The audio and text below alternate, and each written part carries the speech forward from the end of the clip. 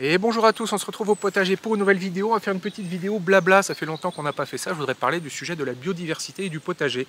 Il est de bon ton ces derniers temps de vraiment mettre en avant la biodiversité, comme quoi c'est vraiment une valeur à rechercher au potager, comme quoi ça va vous apporter que des bienfaits.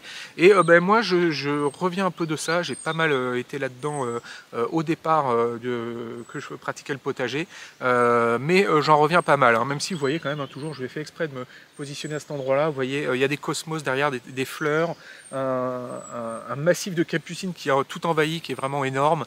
Voilà, il y a quand même beaucoup de diversité, on va dire, hein, d'abondance, ça foisonne pas mal. Donc voilà, je suis pas non plus quand même sur un potager qui est vraiment taillé au cordeau et puis vraiment rien ne dépasse. Je sais me laisser le laisser prendre sa place spontanée, surtout en fin de saison, comme j'ai pu vous l'expliquer dans une vidéo précédente. Mais globalement, quand même, surtout sur le début de saison et le milieu de saison, j'essaie vraiment de tenir le potager désormais. Alors, il faut quand même garder en tête que les plantes qu'on fait au potager, c'est vraiment pas des plantes qui, au naturel, sont compétitives contre la faune et la flore spontanée. C'est vraiment des plantes complètement cringe, déjà qui ne sont pas dans leur climat d'origine pour beaucoup d'entre elles, et en plus de ça, qui ne sont pas les plantes d'origine. Elles ont été resélectionnées pour maximiser la production de légumes et pas du tout pour maximiser le fait que la plante soit costaud, résistante et compétitive.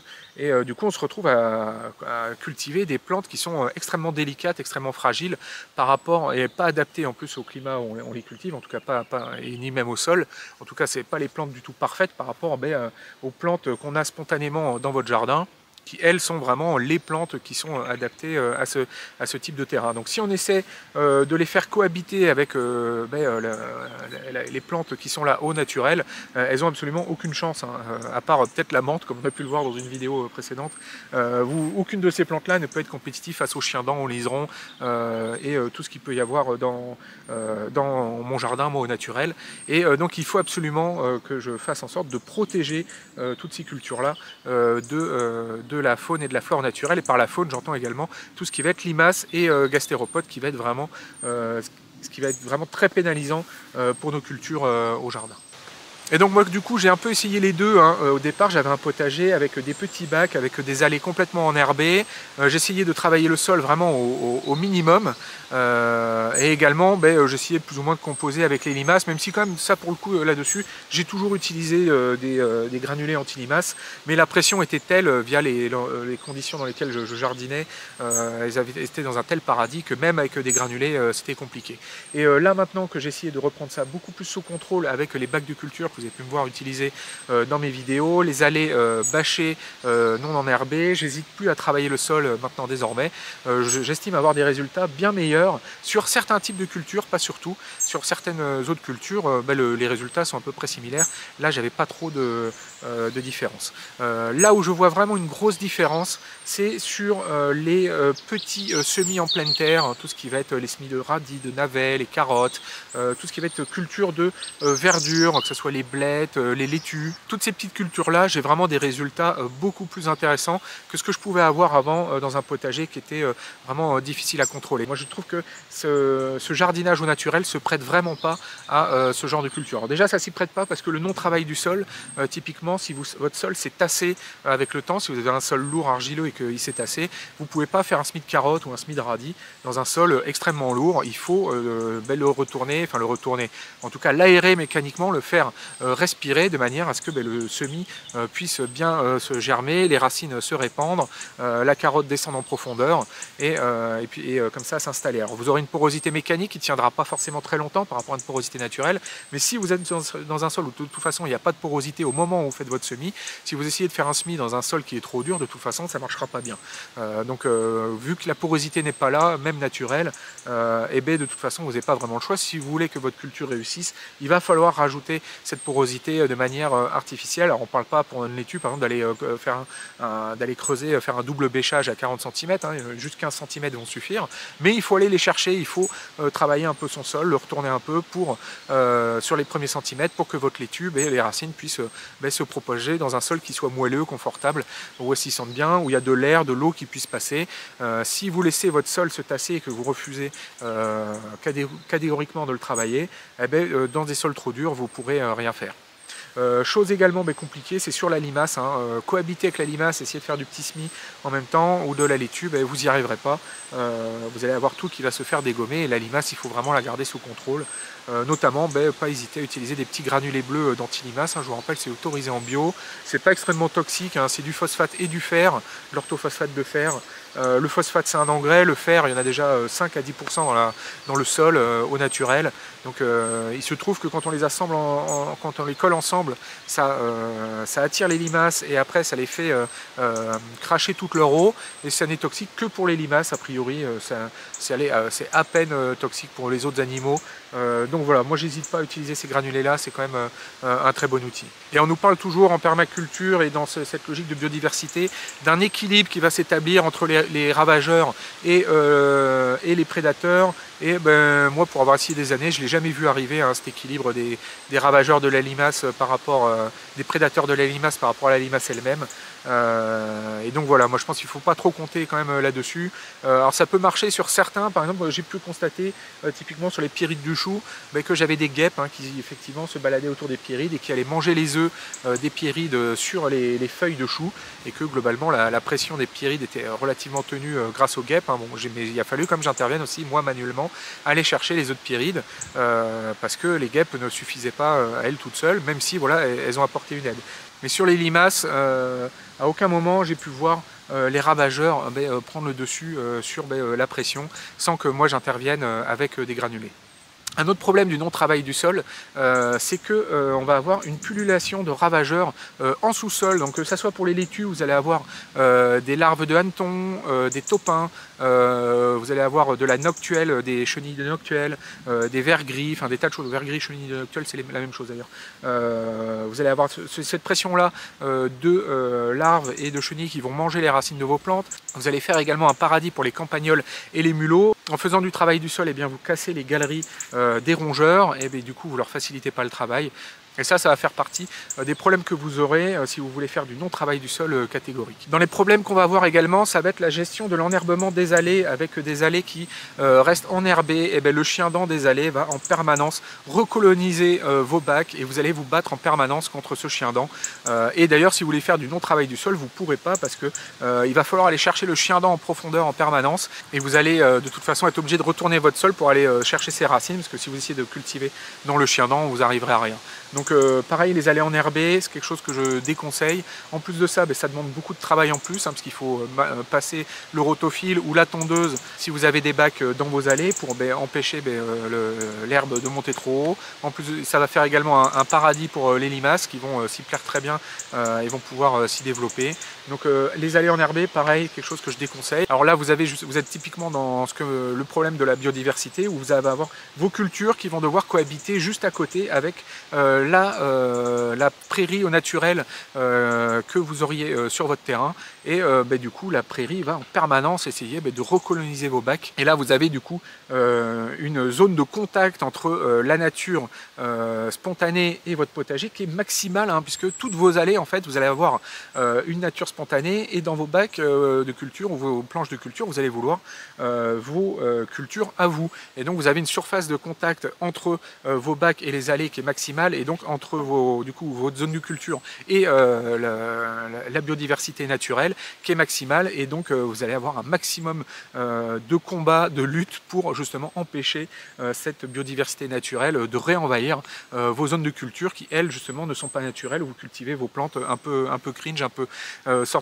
ces monstres de sélection naturelle qui n'existeraient pas en vrai et vous allez vous battre énormément pour arriver à garder le contrôle de tout ça. Donc je pense que les allées enherbées c'est vraiment parmi les plus mauvaises idées que vous pourriez avoir pour justement garder le contrôle sur votre potager. En plus de ça, si vous avez les allées enherbées, vous allez devoir passer la tondeuse comme je vous l'ai dit et donc vous n'allez pas pouvoir profiter des allées pour faire une sorte de petite extension de culture de vos bacs, hein, notamment pour les courges, hein, que moi j'aime bien faire courir dans les allées et qui après arrivent à s'y réenraciner dans le compost qui se forme au-dessus de la bâche qui empêche l'enherbement des allées. Voilà, je perds cet avantage-là. En plus de ça, l'herbe qui va pousser dans les allées va faire des sortes d'ascenseurs à mildiou, créer une sorte d'ambiance humide permanente, hein, si vous ne la maintenez pas très basse, qui va être très propice aux maladies pour les plantes qui craignent un peu les maladies cryptogamiques. Voilà, donc aller enherber, vraiment c'est une des choses que je déconseille le plus. Donc ça dépend du contexte de chacun, ça dépend notamment beaucoup du type de sol de chacun. Moi j'ai un sol très lourd ici, donc typiquement la logique de non-travail du sol, ça va vite être compliqué. Le sol il va vite se retasser, se refermer. Pour faire des semis en pleine terre, ça va être tout de suite assez dur. Si vous avez un sol très sableux, la problématique sera peut-être différente. Voilà, mais moi je vous donne mon retour à moi personnel. Sur ce sol très lourd, mais en même temps où le chien-dent, le liseron se régalent et sont capables de vraiment pousser très très fort. On pourrait faire vraiment pâturer des vaches hein, sur mon terrain tellement ça pousse fort. Mais ça pousse pas fort des légumes, ça pousse fort du chien-dent. Et donc arriver à garder le contrôle là-dessus, eh ben, ça ne permet pas d'avoir une gestion vraiment de maximisation de la biodiversité. C'est trop de travail pour trop peu de récoltes. Cette année encore, je suis parti pour récolter quelque chose comme 500 kg de légumes sur 100 mètres carrés de mon jardin, et ce sans y passer des heures au carré. Il suffit de savoir quoi faire, quand et comment, et c'est accessible à n'importe qui. Moi je vous invite à aller voir la plateforme que j'ai développée, que j'ai appelée Potager Coach. Vous pourrez vous y former, trouver de nombreux tutoriels et informations sur les différents légumes du potager, savoir quoi faire, quand, comment, tout au long de la saison, pouvoir vous organiser, communiquer avec d'autres jardiniers ainsi que moi. C'est vraiment un petit prix, en une culture réussie, vous remboursez votre abonnement. Je vous invite à aller voir le site Potager Coach, le lien est en description. Vous avez un mois satisfait ou remboursé sans poser de questions. Donc voilà, moi je vous dis à tout de suite sur Potager Coach.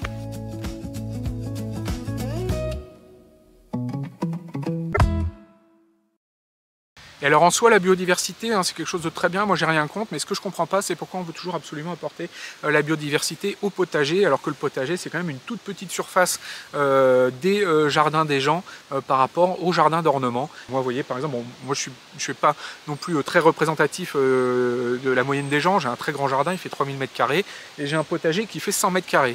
Donc le fait d'aller me battre pour avoir de la biodiversité sur mes 100 m² de jardin, c'est un peu dérisoire par rapport à tout ce que je pourrais faire sur le jardin d'ornement. Et cette question de biodiversité, à mon avis, il y a beaucoup plus intérêt à aller chercher ça sur le jardin d'ornement que sur le potager. Alors ce qu'on peut faire typiquement, c'est sur la pelouse, déjà les laisser pousser, et pas toujours avoir une pelouse qui est taillée à 4 cm comme si on avait de la moquette. Également, pour avoir de la biodiversité dans son jardin, à la pelouse, on ne prend pas une seule graminée, on ne met pas un régras anglais, on laisse pousser la prairie au naturel. Si au naturel, on a quelque chose d'assez poussant. Voilà, on laisse pousser un peu ce qui est au naturel, comme ici. On a un peu de tout, du pissenlit, du chien-dent, du plantain. Voilà, il y a vraiment pour tous les goûts du trèfle, des laiterons. Et puis on a quelque chose de très varié. Et là, vous avez de la biodiversité, clairement, dans votre jardin, sans forcément aller vous embêter à essayer de cultiver les limaces au potager. Alors autant les limaces et les escargots au potager, ils n'y ont pas la place, mais si jamais j'en croise dans mon jardin d'ornement, ils y sont les bienvenus, il n'y a pas de souci, je leur fais pas de misère. Également, les taupes, vous pouvez les laisser vivre. Pareil, les petits rongeurs, bon, peut-être pas les rats, mais voilà, si vous avez des petits mulots au jardin, tout ça, voilà, ils vivent leur vie, c'est très bien. Moi, j'ai pu voir pas mal de fois des couleuvres aussi, pas mal de choses. L'autre jour, on a vu un hérisson. Donc, clairement, sur le jardin d'ornement, il y a beaucoup plus de choses à apporter de ce niveau-là. Vous pouvez mettre également des massifs de graminées, des massifs de fleurs. Il ne faut pas hésiter à éviter surtout d'avoir le jardin type terrain de golf où vous passez dessus avec votre tracteur, votre tondeuse autoportée, et puis vous gérez votre immense jardin comme ça en 1 heure, vous arrivez à le tondre. Si vous pouvez tondre tout votre jardin en 1 heure, c'est que a priori votre jardin c'est trop un terrain de golf. Clairement vous maximisez pas la biodiversité. Vous pouvez faire un travail sur les haies aussi, clairement les haies de votre jardin, plutôt qu'éviter de mettre ces grandes haies de monospécifiques, de troène, de thuya, de cyprès. Vous essayez de faire des haies fleuries avec plein de plantes différentes, les laisser un peu, pas forcément les tailler au cordeau, mais les laisser prendre un peu prendre de l'espace si vous en avez la possibilité. Vous pouvez mettre des fleurs, des petits fruits, plein de choses dans vos haies. Et vous pouvez installer du coup des haies champêtres variées, et notamment ces haies vont vous protéger votre potager des vents dominants si vous les mettez contre les vents dominants. Alors souvent en France, le vent dominant c'est un vent d'ouest, hein, donc si sur l'ouest de votre terrain vous mettez une haie fleurie champêtre, en plus de ça, ça va vous protéger le potager du vent trop fort qui peut poser plein de problèmes. Alors, vous pouvez également rajouter des arbres fruitiers, plein de plantes différentes. Il y a vraiment moyen de s'amuser au jardin d'ornement. On peut également avoir du coup des plantes productives avec, comme je vous dis, des arbres fruitiers, même si voilà, on peut aussi juste s'amuser avec des plantes qui sont jolies, planter un joli magnolia, des tas de choses. Si vous n'avez pas beaucoup d'espace dans votre jardin, hein, ce qui va être le cas de beaucoup de monde, et que vous avez votre potager qui prend tout le jardin, vous pouvez, comme je vous ai dit, vous amuser avec vos clôtures, avec vos haies. Vous pouvez également faire pousser des plantes grimpantes hein, qui ne seraient pas nocives pour vos murs. Évitez de faire pousser des lierres contre vos murs, hein, ça peut faire des dégâts sur les enduits notamment, avec les petits crampons de lierre, mais il y a plein de plantes grimpantes qui ne font pas de dégâts, qu'il faut attacher avec des fils. Vous pouvez mettre, je sais pas moi, par exemple des clématites, des passiflores, des jasmins. Vous pouvez mettre des viornes. Alors les viornes par contre attention, hein, ça se reproduit facilement, c'est assez envahissant.